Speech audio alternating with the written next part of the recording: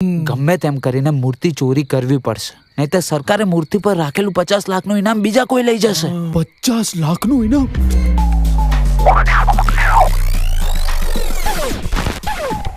હવે ખાલી ભગવાન ઉપર ભરોસો છે. એ જ્યારે આપે છે ત્યારે છાપરું ફાડીને આપે છે. છાપરું ફાડવાનું કીધું તું, આ તો હવે આપણે આજથી જ ચોરી કરીશું. આ એ જ મૂર્તિ છે જે આપણે શેઠને હમણાં બિલના બદલે પધરાઈ દીધી. હવે તો શરૂ કરીએ મિશન મૂર્તિ. કેમ કે આપણે પોલીસની વર્દીમાં ચોરી કરવા જશું.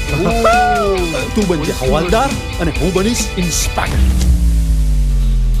આગળ અને પાછળ અહીં ઘૂમે છે બધું, જોત જોતામાં ખોવાઈ જાય છે. અને એ મૂર્તિ નહીં લઈ જવા દઈએ. એ મૂર્તિ ઉપર અમારા બંનેનું નામ લખ્યું છે. હવે જુઓ મારા છુરણનો કમાલ. આ સીટ આટલી ચીકણી ચીકણી કેમ છે? બેઠો તો ને એટલામાં મહારાજ આયા સુસુ કરવા. મારામાં હતું ને એટલું બધું જોર લગાવીને ત્યાંથી નીકળી ગયો છું. જો ના નીકળ્યો હોત ને તો મહારાજ મને પલાળીને જતા રહ્યા હોત.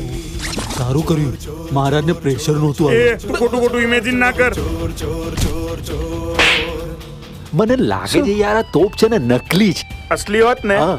તો પેલા નાગડા પિન્ટુની પાછળ ફોડી દેત. અંદર યાર ધુમાડા નીકળે છે.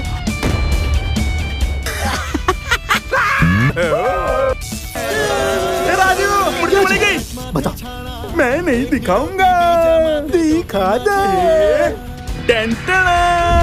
डरावे मने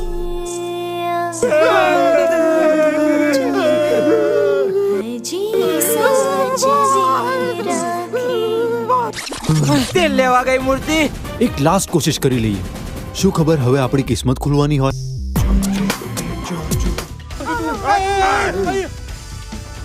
એ ચોટે દેનાડે બળી નોટે.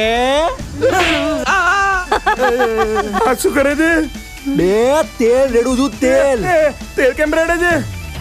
બે કૂણું પડે એટલે. અરે કુણું કેમ પડવું છે પણ? તમને કોઈ માનસિક ખોરખા પણ હતું? અરે નાના. Hello police.